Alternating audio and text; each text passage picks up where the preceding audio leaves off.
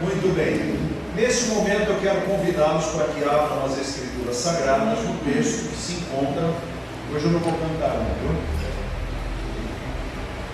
2 Coríntios, capítulo 6.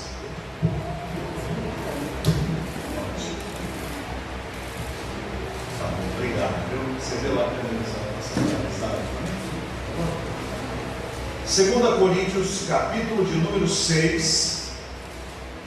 A partir do verso de número 4, lemos o seguinte: pelo contrário, em tudo recomendando-nos a nós mesmos como ministros de Deus, na muita paciência, nas aflições, nas privações, nas angústias, nos açoites, nas prisões, nos tumultos, nos trabalhos, nas vigílias, nos jejuns, na pureza, no saber, na longanimidade, na bondade, no Espírito Santo, no amor não fingido, na palavra da verdade, no poder de Deus, pelas armas da justiça, quer ofensivas, quer defensivas, por honra e por desonra, por infâmia e por boa fama, como enganadores e sendo verdadeiros, como desconhecidos e entretanto bem conhecidos, como se estivéssemos morrendo e contudo eis que vivemos, como castigados porém não mortos, entristecidos mas sempre alegres, pobres mas enriquecendo a muitos, nada tendo, mas possuindo tudo. Meus amados irmãos, nós não somos os primeiros cristãos sobre a face da terra. Nós estamos aqui há tão pouco tempo. Muitos outros vieram antes de nós. Aqui em nosso país, os missionários das diversas denominações aportaram e semearam a palavra de Deus, fundando congregações para que o povo de Deus se reunisse, para que adorasse a Deus, pregasse o Evangelho e fizesse o bem ao próximo. Esses mesmos missionários foram frutos de congregações nos seus países, que também um dia foram fundadas por outros missionários, que também foram frutos de outros, e assim nós vamos voltando ao tempo, até chegarmos nos pioneiros, na base, nos que iniciaram, nos que começaram. E quando vamos às páginas do Novo Testamento, nós descobrimos que o cristianismo começou com um mestre e 12 apóstolos. Um mestre e 12 que aprenderam dele. Um deles o traiu, outro foi colocado no lugar, e um 13º que se chamava a si próprio de abortivo, porque era perseguidor da igreja, mas trabalhou muito mais do que todos os outros apóstolos. Foram os 13 pioneiros iniciais a anunciar a santa palavra do Senhor, para termos hoje aqui em Guarulhos, em todo o Brasil e em todo o mundo, congregações onde se proclama a mesma palavra e a mesma mensagem que eles proclamaram há mais de 2000 anos atrás. Mas a vida que eles tiveram, muitas vezes é muito diferente da vida que nós temos. Não no sentido do conforto, porque conforme as sociedades vão evoluindo, descobrindo tecnologias, o conforto vai surgindo e aparecendo. Esta não é a questão.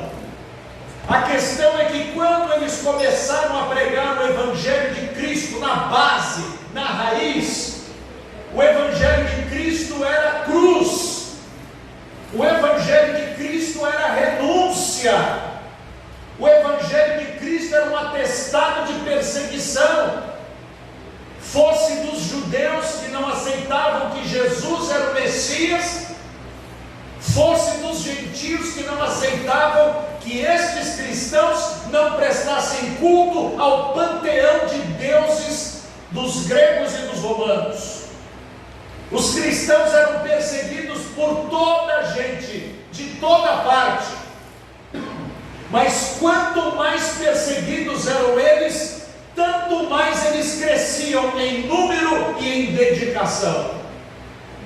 Quem estuda a história da igreja cristã nos seus primórdios, e o primeiro compêndio de história cristã é o História Eclesiástica, onde nós encontramos ali os textos que nos contam a vida dos mártires, daqueles que sofreram, daqueles que pagaram com a própria vida e o seu sangue a mensagem que proclamavam.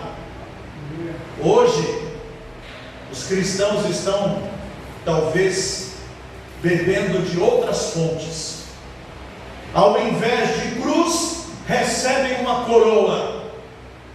Ao invés de sofrimento, procuram o Evangelho para obter dele as benesses, para obter dele as bênçãos, a prosperidade, a cura e todas as vitórias disponíveis de que tanto precisam. No dia em que aparecem as provas, as tentações, as dificuldades, estes cristãos falsamente evangelizados vão se desviar, porque o Cristo que adoravam não é o Cristo das páginas das Escrituras Sagradas. Hoje está em moda uma série que visava, na sua teoria, proclamar a vida de Jesus. Uma série que começou sem financiamento e hoje já está nas grandes mídias, aparecendo até na TV aberta. Esta série em capítulos contando a história de Jesus, fala de um Jesus que não assume a sua divindade, de um Jesus que fala coisas que ele nunca disse nas páginas das Escrituras Sagradas, onde há personagens que são mais fortes do que o próprio Jesus. Mas é um Jesus que agrada aos jovens, agrada aos adolescentes, agrada aos filósofos e agrada inclusive aos ateus, porque ele não mexe com as estruturas da vida das pessoas. É um Jesus que agrada tanto a evangélicos quanto a mórmons, tanto a cristãos evangélicos quanto a cristãos romanistas ou ortodoxos, porque é um Jesus genérico, que não é fundamentado nas páginas das Escrituras Sagradas. Se Jesus entrasse por esta porta hoje, e ele olhasse para nós, e escutasse a nossa cantoria, e ouvisse as nossas orações, e analisasse os nossos pensamentos e os nossos sentimentos, será que ele nos classificaria como discípulos seus? Será que ele diria, estou na casa dos meus filhos? Ou ele diria, o que é isso aqui? Que música é essa? Que mensagem é essa? Que boas notícias são estas que eles estão proclamando, tão divergentes daquelas que eu anunciei? Quando alguém supostamente, romanticamente queria seguir a Jesus, mestre, eu te seguirei para onde quiseres, Jesus poderia ter dito, muito bem, meu servo querido, venha, eu tenho uma boa vaga no reino. Jesus já disse diferente para ele, as aves dos céus têm os seus ninhos, as raposas têm os seus covis, mas o filho do homem não tem onde reclinar a cabeça. E a gente pode inferir com um complemento, você quer vir assim mesmo? Porque se dissermos isto àquele que é candidato a ser cristão, de cada 10, 9 irão embora. Porque este evangelho não atrai. É um evangelho que define os pontos de vida de uma pessoa, que mudam a base e a estrutura deste ser. O evangelho que hoje é aceito é um evangelho apêndice, não é um evangelho coração e nem um evangelho cérebro. Sem apêndice nós vivemos, mas sem coração e sem cérebro nós não viveremos. Mas o mundo vive muito bem com um evangelho que lhes leva à igreja na Páscoa, no Natal, nos funerais, nos batizados, nos casamentos, nas apresentações de bebês, nas cantatas, em algum evento social que tenha bastante comida. Então eles irão, mas não estão dispostos ou disponíveis a pagar o preço do discipulado dos nossos pioneiros. E uma igreja que quer ser sucessora, não substituta. Alguém disse assim: ninguém é insubstituível. Ninguém pode ser substituído. Alguém pode sucedê-lo, mas substituí-lo jamais. Então aqueles que se declaram sucessores dos pioneiros do Evangelho deveriam ver como viviam aqueles cristãos primitivos, como era a vida deles, como era o preço que eles pagavam. Não precisaríamos ir tão longe. Pensemos em como era ser crente há 60 anos atrás. Pensemos como os nossos pais ou avós viviam a vida cristã, perseguidos como gente de quinta categoria, que recebiam um selo na testa dizendo: imbecil, é cristão, é desses bíblias, é crente. As portas do trabalho lhes eram fechadas, as festas familiares não lhes convidavam, porque era gente chata que destoava de todo aquele ambiente. Pagavam um preço caro, tomavam pedradas. Salomão Luiz Ginsburg quase foi morto numa estrada, se não fosse um socorro numa determinada hora, porque os romanistas mandaram matá-lo. Pagaram jagunços, porque ele pregava um evangelho que transformava vidas. William Buck Bagby, pregando o evangelho na praça pública, tomou uma pedrada na testa que lhe afundou a testa. Ele levantou com a testa sangrando e continuou a pregar a santa palavra de Deus. O seu filho T.C. Bagby, na cidade de São Vicente, no litoral de São Paulo, levava uma sanfona, um órgão portátil, e de repente ele começava a tocar e criava aquele tumulto, e levantava e dizia: eu não vim aqui fazer show, eu vim dizer que vocês vão para o inferno e que precisam de Cristo. E então ele era cuspido, era xingado, mas meia dúzia ficaram. E aquela meia dúzia, ele lhes apresentou o Evangelho e eles foram se convertendo. Este foi o fundador da primeira igreja batista de São Vicente, da Vila Mariana e de tantas outras. Pioneiro do Evangelho, pregador da palavra, anunciador do reino. Como viviam os primeiros, os nossos pais apostólicos? Paulo diz. E talvez ao ler o texto a respeito de como era a vida deles, nós fiquemos envergonhados o bastante diante de Deus e diante de Jesus, que supostamente, na minha analogia, estivesse andando aqui e olhasse para a minha cara e dissesse assim: será que você se parece com os meus primeiros apóstolos, com os meus primeiros servos, com os meus primeiros filhos, os meus primeiros crentes? E ele pudesse virar para mim e diria: não fui eu que disse quando eu voltasse não encontraria mais fé na terra? Como era a vida daqueles homens e mulheres? Homens e mulheres que pagavam o preço de Cristo, de serem cristãos num mundo que odiava cristãos. Aliás, o mundo continua odiando os cristãos e os odeia cada vez mais. Hoje a Organização das Nações Unidas tem um grande inimigo para a sua grande agenda. O inimigo se chama cristianismo. Não é o islamismo, não são os do Oriente, não são os jihadistas, mas os cristãos, estes que são contra as imposições que eles mandam com relação a gênero, com relação à moral, com relação à decência, com relação aos valores e os princípios que norteiam a raça humana. Os cristãos continuam a ser perseguidos, mas a maioria dos cristãos estão com os tentáculos do diabo na sua cabeça. E os cristãos, ao invés de orar, estão gastando o seu tempo na tela de um celular. Os cristãos, ao invés de orar, estão acompanhando podcasts infinitos, que falam durante 5 horas do que não sabem e do que não entendem. Estão gastando o seu tempo na inteligência artificial, que mente descaradamente, e você pensa que a pessoa disse aquilo, mas a pessoa sequer falou nada daquilo.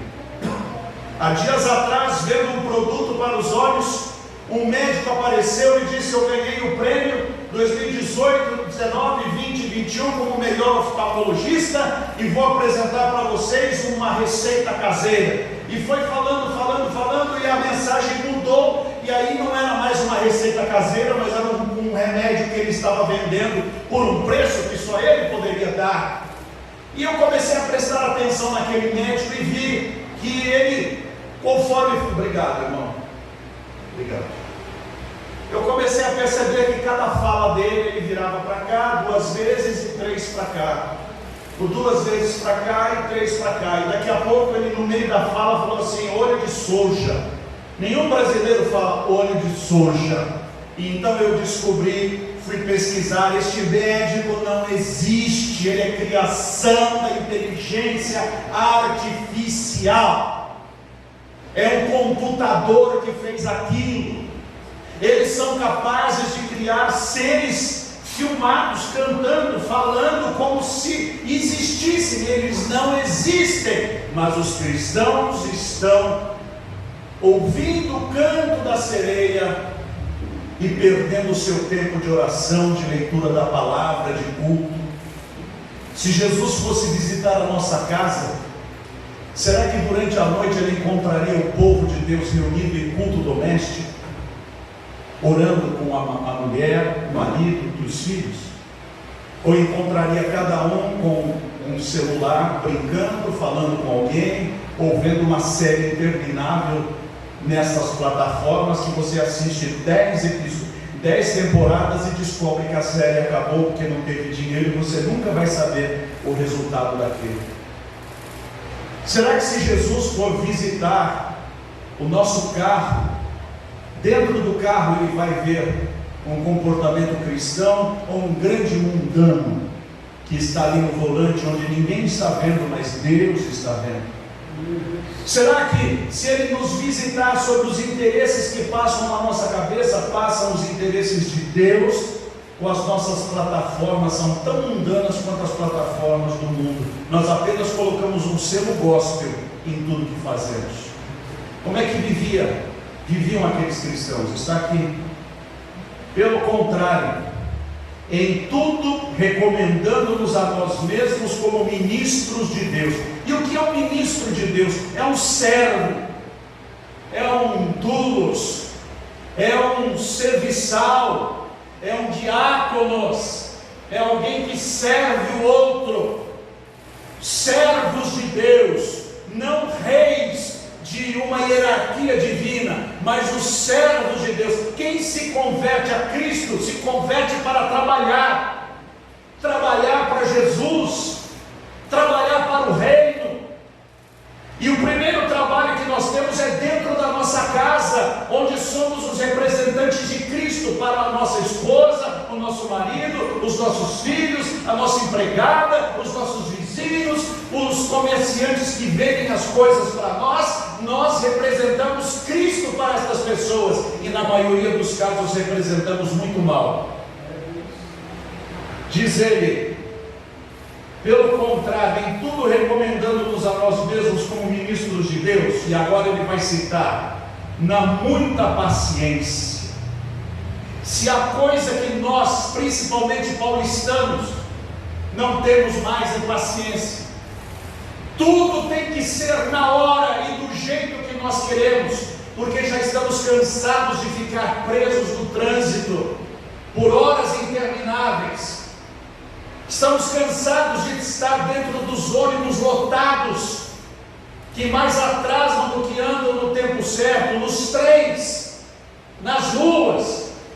Mas o apóstolo diz que os ministros de Deus são experimentados na muita paciência. Se eu não tenho paciência, eu devo orar ao Senhor dizendo: Deus, dá-me paciência. E o Senhor vai me suprir se eu pedir de coração e para a glória do seu nome. Ainda ele diz o seguinte: nas aflições, aquele que se converte a Cristo pensando que a sua vida não terá aflições, converteu-se ao evangelho errado. O evangelho de Cristo tem aflições. E por quê? Porque este mundo jaz no maligno. O Deus desse século já está condenado. O príncipe deste mundo já está julgado. E Jesus disse: no mundo tereis aflições. Por isso não se espante se há algo que lhe aflija, algo que lhe atormenta, algo que lhe preocupa. A vida do cristão muitas vezes é um mar de aflições, mas como disse o apóstolo, eles não têm apenas aflições, mas têm muita paciência. E diz o texto ainda que eles eram provados também nas privações.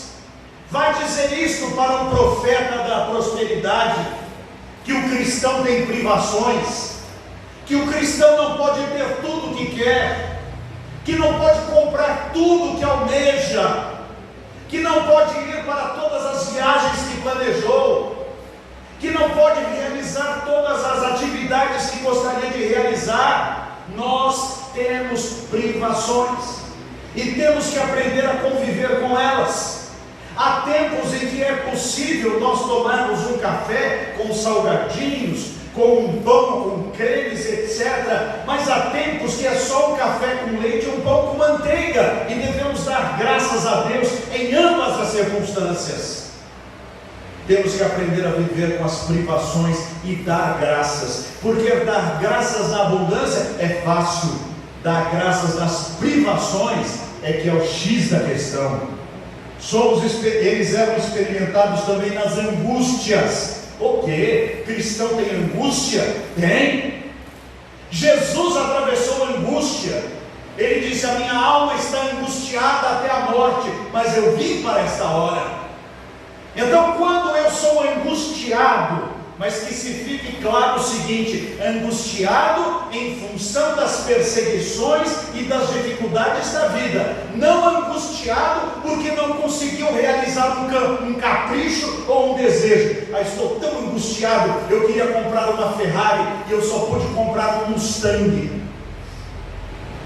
Esse tipo de angústia é para dar um couro, não para angustiar.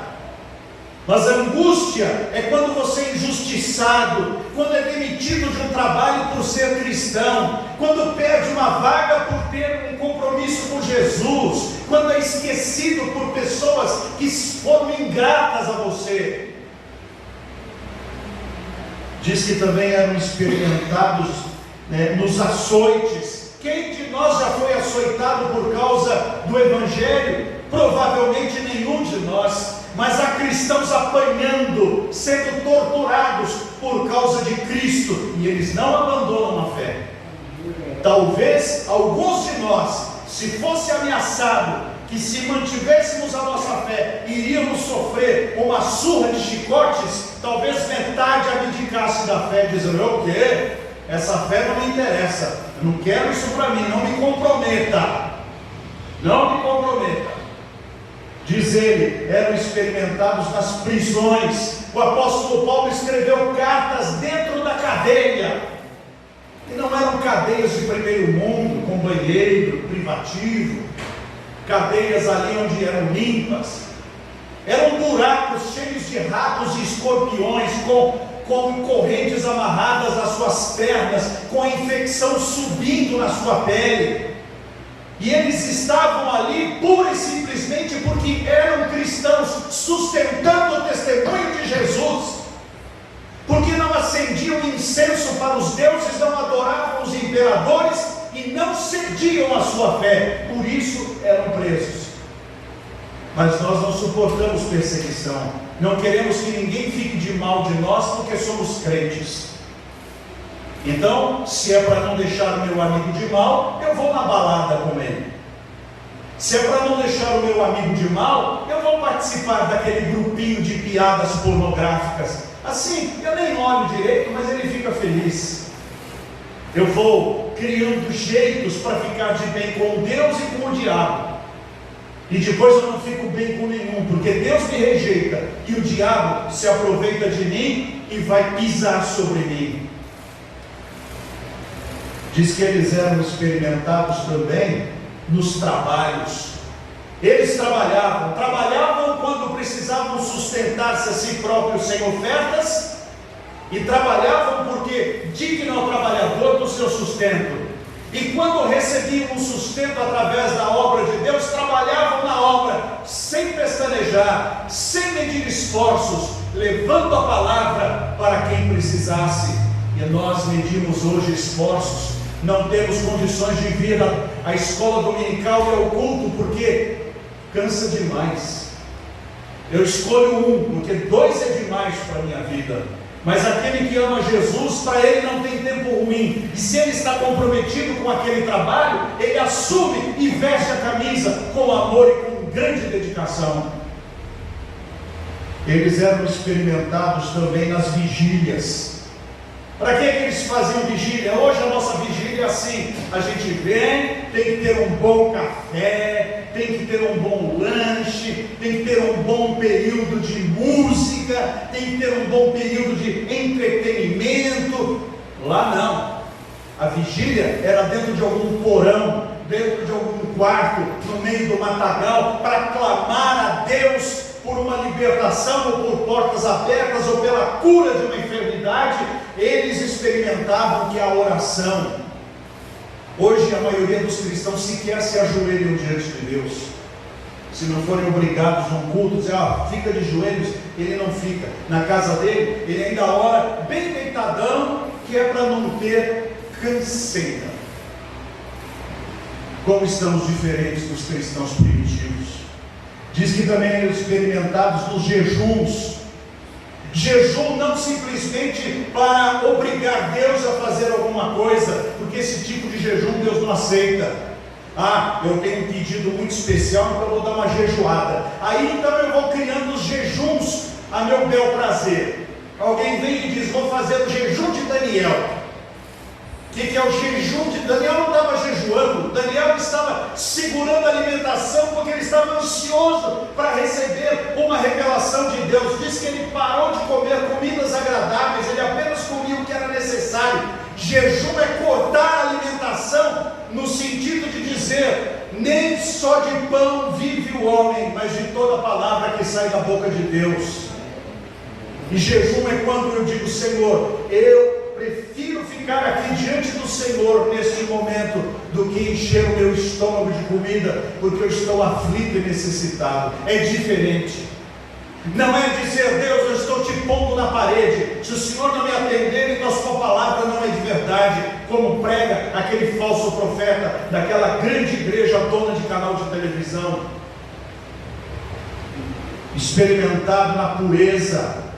A pureza, meus irmãos, é um ato da personalidade. Pureza nos olhos, pureza no falar, pureza no ouvir. Não querer colocar no ouvido, no coração e nos olhos aquilo que desagrada a Deus. Por que eu não vou fazer determinada coisa? Porque Deus não gosta. Ponto final. Por que eu não vou ouvir determinada música? Porque Deus não gosta. Por que eu vou escolher meu cônjuge do jeito que a Bíblia ensina? Porque é assim que Deus manda.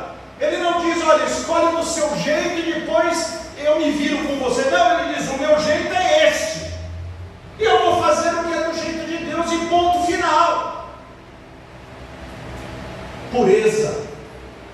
O crente antigo tinha pureza. A maioria de nós tem malícia. Diz também, no saber. O crente antigo estudava a palavra para saber, para conhecer as Escrituras. O crente moderno tem a Alexia, que responde para ele qualquer pergunta idiota que ele tenha para fazer, até perguntas da fé. Ele prefere que uma máquina, uma inteligência artificial lhe responda, e não vai ter o esforço de procurar na palavra de Deus o que Deus fala a respeito daquele assunto. É o coroamento da preguiça. Diz que também eles eram experimentados na longanimidade, tinham um longo ânimo, eles aguentavam muito, eles esperavam muito, eles sabiam esperar o tempo da maturidade do fruto. Não iam lá na terra tirar a semente para ver se já tinha nascido. Não, esperava o tempo de Deus. E a maioria de nós não espera o tempo de Deus. Na bondade, aqueles cristãos eram bondosos. A maioria de nós só faz bondade para cumprir tarefas num campeonato da igreja, ou para filmarmos fazendo a bondade, para que as pessoas falem: oh, como ele é bom. O que tem de vídeos por aí de ricaços dando dinheiro para pobres, só para se exibir e ganhar o que Jesus fala para essas pessoas? Vocês já receberam a sua recompensa. O que é que vocês estavam procurando? Glória humana. Há muita igreja também exibindo seus resultados para que todo mundo diga: oh, que grande igreja, que grande ministro, que grande pastor. Quando na verdade, disse Jesus, o que a mão esquerda faz que a direita não saiba. Quem tem que saber é Deus. Eles eram experimentados na bondade. Diz o texto que eles eram experimentados no Espírito Santo. O Espírito Santo não era para eles um mero barulho.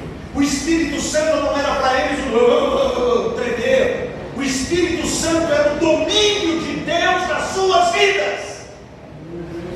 O Espírito dominava os seus pensamentos, os seus corações, a ponto deles se parecerem com Jesus. Isso era ter experiência com o Espírito Santo.